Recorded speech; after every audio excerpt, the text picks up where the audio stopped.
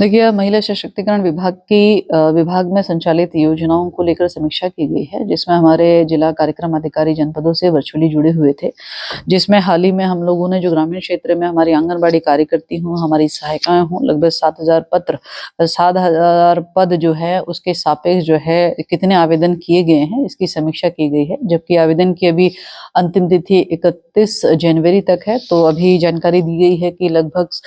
20,000 लोगों ने जो है 7,000 पदों के सापेक्ष आवेदन कर चुके हैं, जिससे ये प्रतीत होता है कि आंगनबाड़ी कार्यकर्ती अथवा सहायिका की रूप में सेवा करने के लिए महिलाएं लगातार जो है तत्परता के साथ में जो है उसके लिए इच्छुक हैं, जो कि मैं समझती हूँ कि बहुत स्वागत योग्य प्रतीत होता है। और इसके साथ ही नंदा गौरा योजना की भी समीक्षा की गई है कि नंदा गौरा योजना, जिसमें अभी तक हमारे लगभग 36,046 हमारे पास में अब तक आवेदन पहुंच चुके हैं। और लगातार इस बात का भी एक दबाव बन रहा है कि अभी भी बहुत सारी बालिकाएं ऐसी हैं जिन्हें कि अभी आवेदन नहीं कर पाए हैं और जो समय सीमा बढ़ाए जाने का अनुरोध कर रहे हैं। तो नंदा गौरा योजना के लिए फिलहाल 15 तारीख तक आवेदन, यानी कि एक हफ्ते, आज से लेके एक हफ्ते का समय जो है वो एक्सटेंशन करने का निर्देश विभाग के अधिकारियों को दे दिया गया है, ताकि हमारी शेष लड़कियां जो कुछ रह गई हैं वो समय पर आवेदन कर पाएं। फिलहाल नंदा गौरा योजना में जो आवेदन करता है वो संख्या अभी अच्छी है, और मुझे लगता है कि आने वाले समय में जो समय बढ़ा रहे हैं उससे और आवेदन की संख्या अच्छी आएगी। इसके अतिरिक्त विभाग में हमारे महिला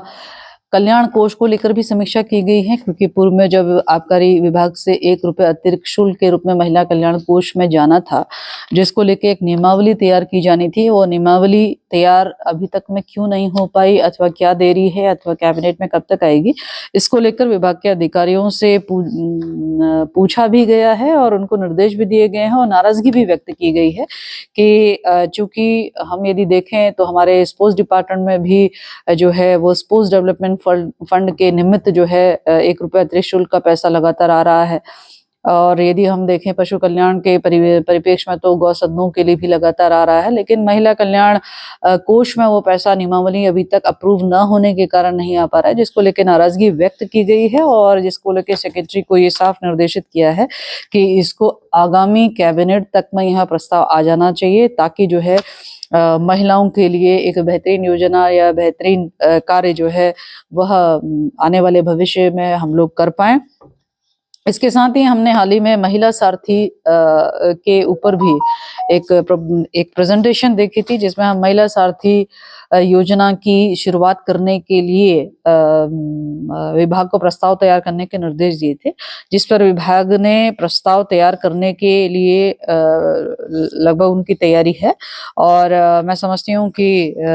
एक बैठक और होनी है, जिसमें थोड़ा सा गहन स्तर पर जो है इसकी समीक्षा की जानी है। और उसके बाद में महिला सारथी योजना का भी हम पहले पायलट प्रोजेक्ट के रूप में अपने किन्हीं जनपद, संभवतः देहरादून से ही हम इसको प्रारंभ करेंगे।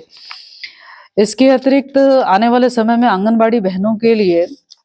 क्योंकि हम अपने रजत जयंती वर्ष की ओर है और हमारे लिए, हम सब के लिए जो है बहुत ही उत्तराखंड के 25 वर्ष की ओर हम लोग लगातार जिस तरीके से दिन प्रतिदिन ऐतिहासिक निर्णयों के साथ में आगे बढ़ रहे हैं,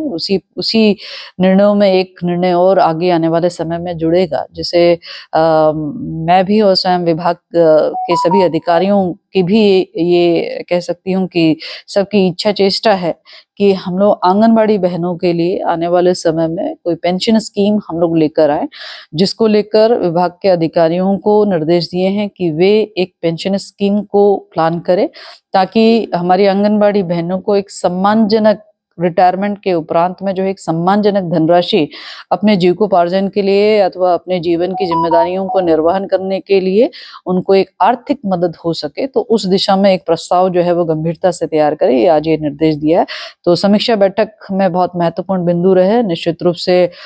इस प्रकार की समीक्षा की जाने के उपरांत में हर दिन हम जो है एक